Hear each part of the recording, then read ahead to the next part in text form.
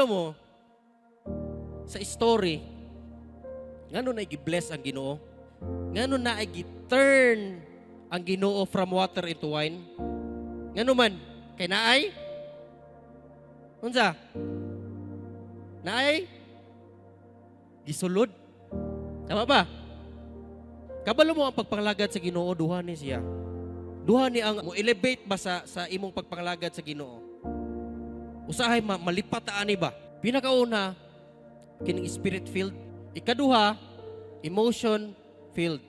Kani usahay nga nangalagad ta sa Ginoo, abi na to og lig-on na kayo ta. Alagi ko manglagad ko sa Ginoo. Magatumba-tumba man ko sa pagpanglagad sa Ginoo. Magkadagmadagma man ko. Di ko mabuya si mga Lord. Ibian uyab nawalag simba, di na mo simba. Ngano man emotion ra di ang tanan. Ingna mo katapad, hoy. Emotion na di ang tanan. Dili na mo imong i-feel si mong kagalingon. Kundili, dapat ang Espiritu sa Dios, kining pulong sa Dios, dapat imong paminawon perminti pulong sa Dios.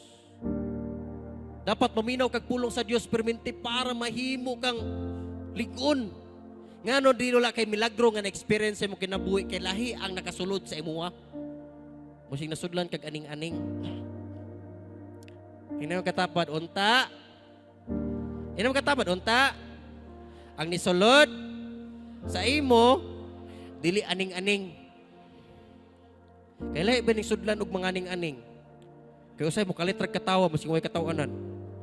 Ning tao nga nasudlan og dili espiritu sa Dios, nasudlan espiritu aning-aning, kay mo kalitrag katulibagbag, ligon karon, active karon, ganahan mo basa Bible karon. Usahay dili ganahan mo basa. Dili consistent iyang kinabuhi, ano man lahi man ang espiritu nga ni sulod. Usahay ganahan mo ampo, usahay dili. Usahay ganahan mo simba, usahay dili. Ngano man espiritu sa aning-aning ni sulod si mo. Be filled with the Spirit of God. Amen ba? Asa man nimo ni makuha ning kining Spirit sa Dios, diya si mong pagdaig sa tumbuhi nga Dios, diya si mong pagbasa sa Biblia.